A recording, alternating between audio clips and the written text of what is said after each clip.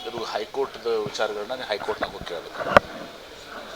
ಯಾರು ಇದನ್ನು ಮಾಡಿದಾರೆ ಅದನ್ನು ಜಿಲ್ಲಾಡಳಿತ ಮಾಡಿದ್ದನ್ನು ಅವರು ಹೈಕೋರ್ಟ್ನವರು ಪೋಸ್ಟ್ಪೋನ್ ಅಲ್ಲ ಅದನ್ನು ದೃಢೀಕರಣ ಮಾಡಿದ್ದಾರೆ, ಎತ್ತಿ ಹಿಡಿದಿದ್ದಾರೆ. ಅವ್ರು ಮಾತಾಡಿದ್ದೆಲ್ಲ ಒಬ್ಬರು ಸ್ವಾಮಿಗಳು ಮಾತಾಡಬಾರ್ದು ಅಂತನ್ನೋದನ್ನು ಹೇಳಿದ್ದಾರೆ, ಒಬ್ಬ ಸಾಮಾನ್ಯ ಮನುಷ್ಯನು ಮಾತಾಡಬಾರ್ದು ಅಂತ ಹೇಳಿದ್ದಾರೆ. ಅಚ್ಚ ಕನ್ನಡದಾಗೂ ಕೂಡ ಅದನ್ನು ಹಾಕಿದ್ದಾರೆ. ಹೈಕೋರ್ಟ್ ಮುಂದಿರುವಂಥ ಸಂದರ್ಭದಲ್ಲಿ ಇಟ್ ಈಸ್ ಬಿಕಮ್ಸ್ ಸಬ್ಜುಡಿಸ್. ನಾನು ಅದ್ರ ಬಗ್ಗೆ ಕಮೆಂಟ್ ಮಾಡೋಕ್ಕೆ ಹೋಗೋದಲ್ಲ. ಹಾಕಿದ್ದೇನೆ 2 ತಿಂಗಳು ಮೊದಲು ಹಾಕಿದ್ದಾರೆ, ಅದಾದ ನಂತರ ಕಂಟಿನ್ಯೂ ಆಗುತ್ತಾ ಅಥವಾ ಅಂತ ಅಷ್ಟೇ ಹೈಕೋರ್ಟ್ ಗೊತ್ತಲ್ಲಪ್ಪ ಅದು. ಅವರು ಇವರು ಅರ್ಜಿ ಅದಕ್ಕೆ ಅರ್ಜಿ ಮಾಡಿದ್ದಾರೆ ಸರ್ ಅವರು. ಈಗ ಅವರು ಇವ್ರು ಅದಕ್ಕೆ ಅಪೀಲ್ ಮಾಡಬೇಕಾಗ್ತದೆ. 2 ತಿಂಗಳು ನಾನು ಕೋರ್ಟಿಗೆ ಹೋಗಿಲ್ಲ ಸರ್ ಅವರು. ಯಾಕೆ ಹೋಗ್ಲಿಲ್ಲ? ಮತ್ತು ಹೈಕೋರ್ಟ್ಗೆ ಯಾಕೆ ಹೋದ್ರಿ? ಜಿಲ್ಲಾಡಳಿತ ಮೇಲೆ ಸಿಗಲಿಲ್ಲ. High court matter sub judice. ನಾವು ಮಾತ್ರ ಹೈಕೋರ್ಟ್ ಬಗ್ಗೆ ನಾವು ಕಮೆಂಟ್ ಮಾಡುವಂಥದ್ದು ನಮ್ದಲ್ಲ. ಆದರೆ ಬೆಳವಣಿಗೆನೇ ಬೇರೆ ರೀತಿ ಆಗಿದೆ. ಹಿಂದೆ ಎಂ ಬಿ ಪಾಟೀಲ್ ಯಾರು ಬ್ಯಾನ್ ಹಿಂದೆ ಎಂ ಬಿ ಪಾಟೀಲ್ ಇದ್ದಾರೆ ಅಂತ ಅಲ್ಲ ನೋಡಿ. ಒಂದು ಯಾವುದೇ ಒಂದು ಕೇಳಿ ನೋಡಿಪ್ಪ, ಈಗ ನಿಮ್ಗೆ ಮೊನ್ನೆನೇ ಹೇಳಿದೆ ನಾನು.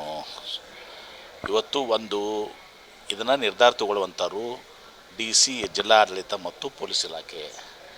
ಅವರು ಪರಿಸ್ಥಿತಿ ಮೇಲೆ, ಸಿಚುವೇಶನ್ ಮೇಲೆ, ಇಂಟೆಲಿಜೆನ್ಸ್ ಯೂಸ್ ಮೇಲೆ ಎಲ್ಲವನ್ನು ನೋಡಿ ಇವತ್ತು ಶಾಂತಿ ಕದಡ್ತದೆ, ಇದೆಲ್ಲವನ್ನು ನೋಡಿಕೊಂಡು ಇದು ಮಾಡ್ತೀವಿ. ನೀವು ಇಷ್ಟೆಲ್ಲ ಮಾತಾಡ್ತೀರಿ, ನೀವು ಯಾಕೆ ಕನ್ನೇರಿ ಸ್ವಾಮಿಗಳು ಇದನ್ನು ಆ ಶಬ್ದ ಪ್ರಯೋಗ ಮಾಡಿದ್ದನ್ನು ಟೀಕೆ ಮಾಡೋಕ್ಕೆ ಯಾರಿಗೂ ನಿಮ್ಗೆ ಸಾಧ್ಯ ಇಲ್ಲನಾ?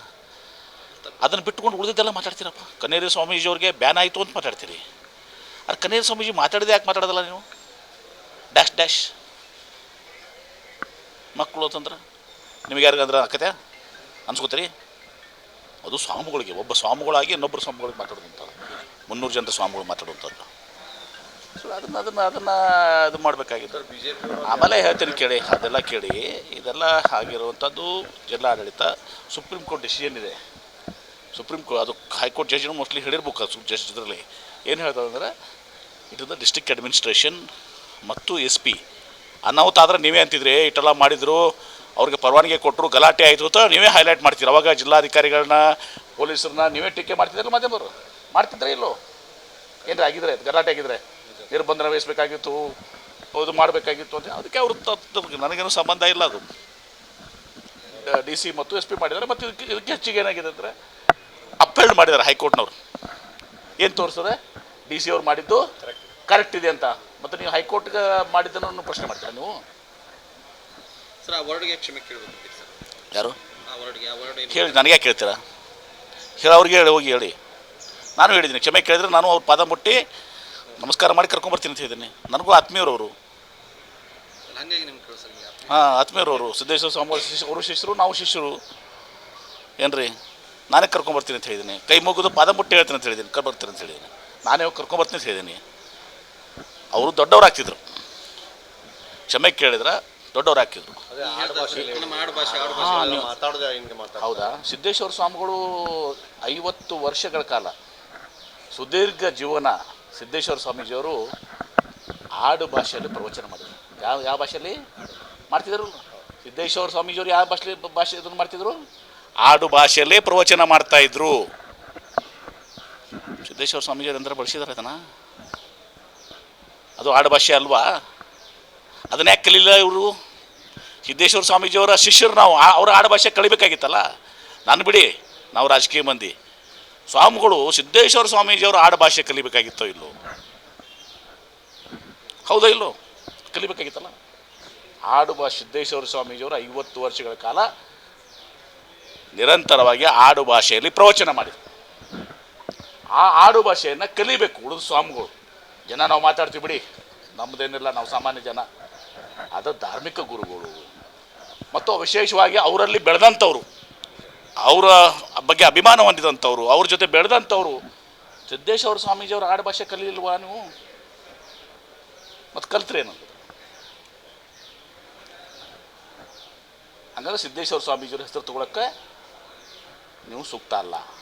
ಅವ್ರ ಆಡು ಭಾಷೆಯನ್ನು ಕಲಿತಿದ್ದಾರೆ. ಮತ್ತಿಷ್ಟೆಲ್ಲ ಹೇಳ್ತಾರೆ. ಸಿದ್ದೇಶ್ವರ ಸ್ವಾಮೀಜಿಯವರು ಹೇಳಿದ್ದಾರೆ. ಏನು ಹೇಳಿದ್ದಾರೆ? ಅವರ ಒಂದು ದೇಶದ ಒಂದು ಬುಕ್ ಬರೆದಿದ್ದಾರೆ ಅವರು. ಏನ್ರಿ ಸಿದ್ದೇಶ್ವರ ಸ್ವಾಮಿಗಳು ಏನು ಬುಕ್ ಬರೆದಿದ್ದಾರೆ ಅಂದರೆ, ಜಾಗತಿಕ ಧರ್ಮಗಳು, ಅವತರ ಸಾರಗಳು, ಸೂತ್ರಗಳು, ಧಾರ್ಮಿಕ ಜಾಗತಿಕ ಧರ್ಮಗಳು ಉತ್ತರ ದೇವದೇಶಗಳು ಏನೋ ಬರೆದಿದ್ದಾರೆ, ಮೊನ್ನೆ ನೋಡಿದ್ದಾರೆ, ನನಗೆ ಯಾರೋ ಕಳಿಸಿದ್ರೆ, ಬುಕ್ಕನೇ ಕಳಿಸಿದ್ರು ನನಗೆ. ಸಾರಾಂಶಗಳು ಆ ಜಾಗತಿಕ ಧರ್ಮಗಳ ಸ್ಥಾನದಲ್ಲಿ ಲಿಂಗಾಯತರಿಗೂ ಕೊಟ್ಟಿದ್ದಾರೆ. ಅವರು ಲಿಂಗಾಯತ ಧರ್ಮಕ್ಕೂ ಕೂಡ ಜಾಗತಿಕ ಧರ್ಮ ಅಂಥೇಳಿ ಸಿದ್ದೇಶ್ವರ ಸ್ವಾಮೀಜಿಯವರು ತಮ್ಮ ಪುಸ್ತಕೆಯಲ್ಲಿ ತಾವೇ ರಚಿಸಿದಂಥ ಪುಸ್ತಕದಲ್ಲಿ ಹಾಕಿದ್ದಾರೆ. ಏನಂತ? ಲಿಂಗಾಯತ ಒಂದು ಜಾಗತಿಕ ಧರ್ಮ. ಅದರ ಸಾರಾಂಶ ಏನು? ಇತರ ಧರ್ಮಗಳ ಬಗ್ಗೆನೂ ಬರ್ತಿದ್ದಾರೆ, ಇದರ ಜಾಗತಿಕ ಧರ್ಮಗಳ ಬಗ್ಗೆ.